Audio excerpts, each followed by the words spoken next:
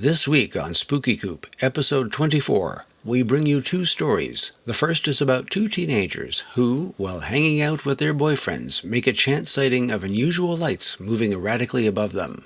They aren't the only witnesses, but when it comes to the extraordinary and paranormal, it's always those closest to you that can come up short. The second story is about a man and his wife who, while relaxing in their backyard in the countryside, witness a series of triangle-shaped UFOs do something extraordinary. Hi everyone, I'm Paul. And I'm Michelle. And you're in The Spooky Coop.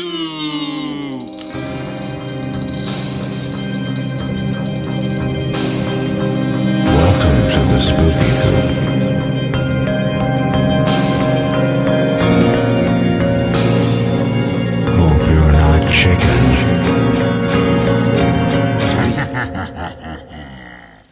Hello, Michelle. Hello, Paul. How are you doing today, sweetie? I'm still stuffed from Thanksgiving. Yes. How about you? I'm great, like Tony the Tiger great. Oh, that's pretty cool. Our chickens were nervous for a little bit, but then, we told them they weren't turkeys, so...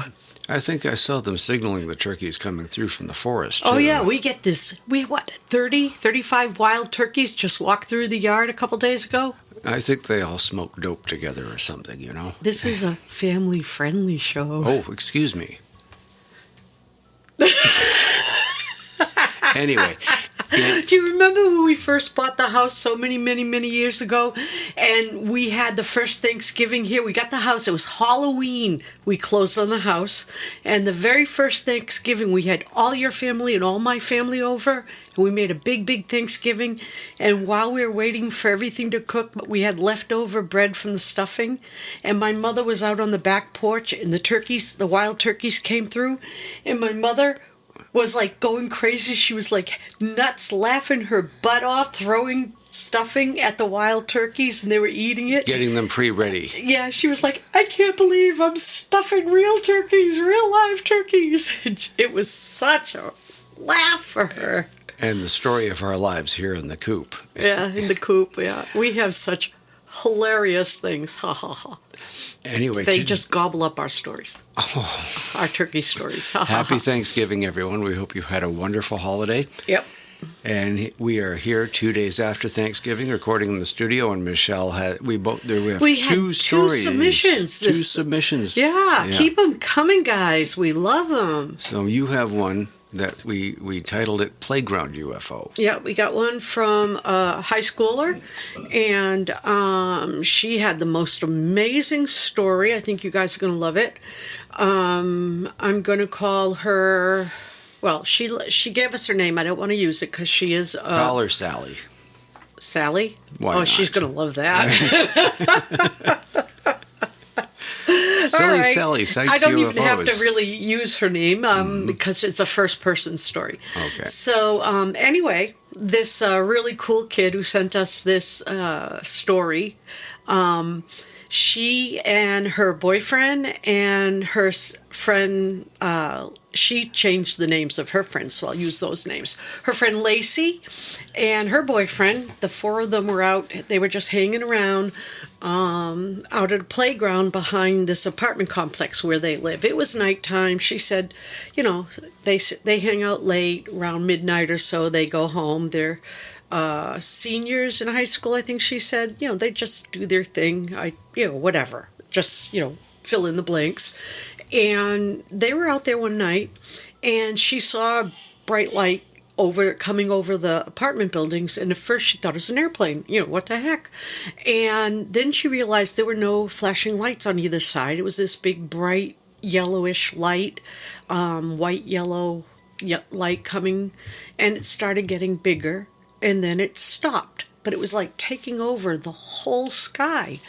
And really, the light was so bright. It was brighter than an airplane, and it was like, she said, it was like the size of a dime in the sky. Like if you were to see a dime in the sky, that would be like bigger than Jupiter or anything. Yeah, it was bigger than a star. Yeah. It was like big. Big, yeah. And it was just sitting there, and then as she was watching it, it just shot off to the right and then stopped dead. And she said it shot off like she was using coins.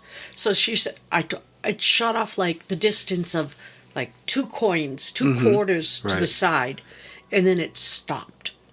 Dead, just stopped. She said it didn't slow down or anything. It just went foop and stopped. Right. And then she said she was looking at it going, what the heck?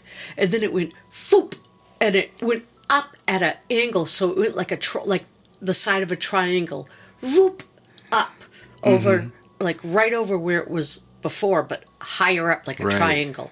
And then she like went to her friend Lacey, shook her and said, do you see that light? You know what? That light just did this and this. And she told her, and her friend Lacey was looking at it too. And then as they were both watching it, it went straight down to the original spot. Whoop, right down to the original spot. And both of them were like, whoa, what the heck is that? Did it make that sound? Whoop.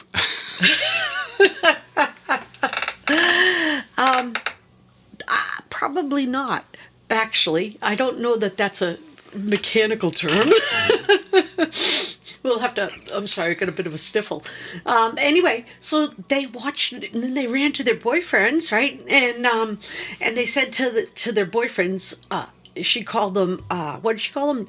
Tyrone and Ron. And she said to them, hey, look at this. You got to look at this. And they dragged them over there because this thing kept going like, whoop, whoop. Now that's a technical term. Okay. We're going to have to tell. We'll enter it into the Urban Dictionary. How's that? Foop, the official sound of UFOs. Whoop. It has a V in the beginning. Whoop, whoop. Okay, so now they're like watching this thing, and it even is starting to come closer. Right. And the girls are like, this is crazy. And the boys are looking at it going, what are you talking about? There's nothing there. And now they're starting to think that the boys are having them on. Like the boys are saying to them, you girls are crazy, trying to saying, oh, it's just an airplane or something. But they're not even saying that. They're saying there's nothing there. And so they think they're just trying to scare them. Right. And the boys are thinking that the girls are making things up. Right?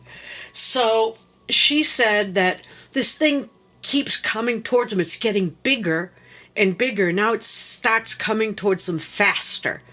And her friend Lacey says, I'm out of here. And she says, as Lacey goes running, she's like, I'm out of here too. She was a little more colorful, but she's like, I'm out of here too. And so they run back to the apartment buildings where they live. And the boys stay there like, what's wrong with them? They don't know what happened at that point. They went home. They lived on the other side. They didn't see what happened. Right. The next day, they went to school. And at school, a couple of people who lived in the area had seen the light. They had talked to, the girls said they had been talking, what do you think it was, blah, blah, blah. And then they saw Tyrone and Ron. And Tyrone and Ron were like, there was no light. Why did you girls run off? Nothing happened. And they didn't remember anything. Tyrone didn't even remember being in the playground that night. Oh. Yeah, he was like, I don't even know what you're talking about. I stayed home and, played video games or whatever all night long. He didn't even remember, okay? Now, the girls thought that they were putting them on, that it was total act. Right. Right? And they had an argument, everything like that. And then eventually, when the girls started looking at some stuff, and they decided that they'd try to hypnotize their boyfriends to see if they could hypnotize them to see if they had been abducted. Oh, I'm sure that worked out well for them, didn't it? Right. Yeah, and then they also probably asked them, have you been seeing anyone else? Anyway, they tried to hypnotize them, and instead they all just laughed and, whatever. And it didn't work. So the girls wanted to try it again, and the guy said, never mind. And that was the end of it. They never knew what happened to this day. The guys are like, there was nothing there. You girls are making it up. It's all baloney. And the girls are like, at this point, we believe something happened to them. Maybe they were taken aboard a UFO, or maybe they're lying. We don't know. And she actually said on her letter, this is not supposed to happen. Mm-hmm. It's not supposed to happen. And she also asked if we knew anyone that we could send her boyfriend to that would really hypnotize him. But I told her that he'd have to want it to.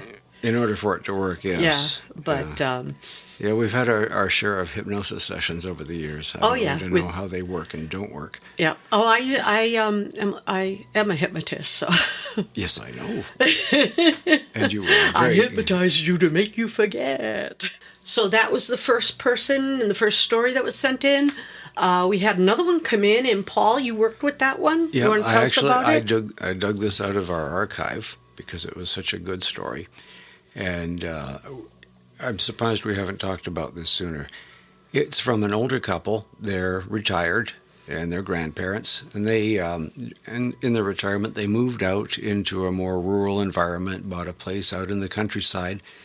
And, in the evening, one evening after dinner, like they normally did, a gentleman wrote us and told us that he and his wife, he called her Karen, they'd gone out into their backyard to look at the stars. They love to do that. That was before Karen became a bad name, right? Yes, that was before Karen became a bad name. Anyway, they were out there. Sorry to all the Karens out there. I'm sure you're really nice Karens. Anyway, they're out sitting in their backyard. They're having a glass of wine. Not a bottle, just a glass, he emphasized. They weren't hammered or anything silly like that. And as they're sitting there, they see a group of lights come up over the horizon. And they're moving very, very quickly. Then all of a sudden, one shoots off one direction, the other in another direction, and there's a group of them, somewhere around 6 lights. And they all circle around, and then they very quickly come together. And they all are comprised of a set of 3 lights, triangles. And as they come together, they just sit there. And he said the best way he could describe it was that they looked like pieces of pizza. Huh. And they were like pieces of pizza that just all came together and just sat there. And they said they did it very, very quickly. They came in and then came to an instant stop. All just boom. They made a giant pizza of a UFO? Exactly. Wow. Yes, and it was like a big... Planet Pepperoni. So, and as they sat there watching this, the lights, they didn't rotate, they didn't do anything, but they had these fabulous glowing lights, these orange lights on each tip of whatever it was they were. And all of a sudden, their lights went out. To quote you, whoop, they went out. And then one bright orange light formed in the middle. And it was like a big sort of ball. And then the whole group of them, they just went straight up in the sky so fast. It was like a streak. They hardly could notice that they'd gone. They just went zoom, straight up. So it's like all the triangles came together and became one ship? And became one ship. They all joined together. Wow. That is indicative of an incredible technology. Wow, that's amazing. It really is. It's a phenomenal sighting. Now, I think that, didn't we hear, I couldn't find it, but didn't we hear of a woman who had seen something like this long ago?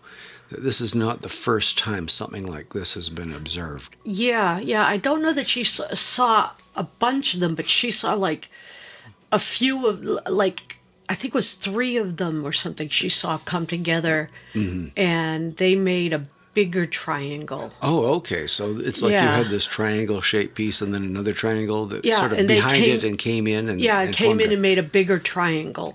Isn't that? And then it shot off. That is remarkable technology. Yeah. That is absolutely phenomenal. Yeah. Yeah. This comes to the point of belief. It brings up the point of belief in knowing, because he mentioned it in his letter that he sent, that for he and his wife, they know what they saw, and I guess they must have run into people who sort of looked at them funny. Yeah, that happens. And he said that he says he has no hard feelings towards people who don't believe him. It's something you have to see to believe, but it changed his life and his view of that we are not alone in the universe. He said he couldn't explain this in any prosaic human terms. It was something completely beyond anything he could imagine any technology doing. Yeah, you know what's interesting too is the people who can believe that they try that again. The people who can believe that we're being visited by alien ships, but cannot go one step further and believe that there are alien beings driving those ships. Right. Hey, one quick thing. Perhaps they're all drones in their minds. I don't know. And not inconceivable, but as we know, that is not the case. One more thing. Actually, Yes. two more things. Two more things. Okay. Go for it. First, I wanted to touch base. Our last episode, we talked about a flap over the White House. And not more than a few days later... That was 2 episodes ago. Was it 2? Yes. Okay, I can't count. The last one was the apartment. Before that was we were recounting the 1952 UFO flap over the White House. Yeah. Okay, I can't count. But remember the half-dead Right. Brit. There was another one over the Capitol. Yes, a gentleman caught a picture of a number of lights over the Capitol. Mm-hmm. So why don't they land? Maybe they did, and they took away everyone's memory of it. or maybe All they just the members don't of the want- House are running around with a funny scar on their ear right now, and they don't know why. Where was that bump from? Where did that worm come from? Yes. You're all being tracked. Yeah, or maybe there just wasn't a place. Maybe the UFO landing space was taken by somebody. And so, the second thing you were going to tell us. Here's the thought. I don't know if I said this before, but here it is. I'm not saying be cannibal. No. But I hope not. but humans must be incredibly tasty. Because with the exception of the Jodie Foster movie Contact and Spielberg's Close Encounters of the Third Kind. I would add Interstellar to that as well. Well, I haven't seen Interstellar. Oh, but Interstellar, they go fabulous. there. Aliens don't Yes. come here, right? Yes. Well, sort of, yes. yeah. It's a dimensional thing. Go ahead. Yeah, see, you're confusing me. Every single alien movie, the aliens come to Earth to eat us. Humans. To eat humans, right? Yep. So And they they bring come... their cookbook to serve man. Yeah, Yep. but I mean, they all have these huge teeth and claws and lust for human flesh, right? So we must be incredibly, incredibly tasty if these aliens develop incredible, amazing technology. Yes. Yeah. Incredible technology just to come here for a snack. Like they couldn't grow their own food if they can't if they can already manufacture a ship, right? Yeah, they manufacture these incredible ships. With this incredible ability, they must have to mine other planets to get all the metal, because if they take it from their own planet, they have Swiss cheese Right. world. And then they fly over here just to, have a shish kebab of people food. Right. Pick us up for genetic experiments. Yeah. Like, they can't just look at us and go, oh, that one's got buck teeth. Its parents have buck teeth. Its grandparents have buck teeth. I figured this out. Right. Yeah. It was one viewer wrote us and said, for all the time that they have been here, there's been painted ships inside Renaissance paintings, and so they've been around a long time. Tapestries, yeah. So they've been around a long time. For all the time they've been here with their technology, and us watching us through periods of primitive growth and going through the Industrial Revolution. Of course, they could never have taken us over, yet people are thinking they're here to take us over. Yeah. Or in some way dominate us, maybe secretly. Who knows? Who knows? And they hang around, walking around secretly. Secretly. And they're lizards underneath. Oh, yeah. No, I don't know. There are think some so. people I think are really cold-hearted. Oh, well. We're going to meet them one day, and they're going to go, "Hi, I'm Hey, Fred." if somebody has a good lizard story, send it our way. Ah, yes, good lizard stories. Yeah, we'd like Always a some good one. lizard stories. Yeah. Anyway, we'd like good stories of any kind. Yeah, please. Yeah, send it to spookycoop@gmail.com, and that is send it to spookycoop. Don't just send it to spookycoop@gmail.com. Send it to the whole word. Send it to spookycoop@gmail.com. Yep. We'll keep you don't have to give us your real name, and if you do, we will never use it on the air if you don't want, and generally people don't, so we never do. And if you only have a short few sentences, we will help you fill it out into something that is workable in the podcast. Yeah, we can. And it raises other conversations around the subject of the type of sighting or event or haunting or whatever it is that you've had. Yep. And if you are another podcast and like to have a shout out, we definitely will give you a shout out. We do reciprocal shout outs. Yeah. We'll give you a 2-for-1 shout out. Yeah, you like to shout us out, we'll shout you out. If you want a shout out, please write us at thespookycoop@gmail. Yep. Okay. Alrighty. Okay. I guess that does it for today. That's all we Yeah. have. So, as always, be safe, be happy. We at the Spooky Coop wish you a wonderful week full of hope and wonder. Until next time, when we see you in the Spooky Coop.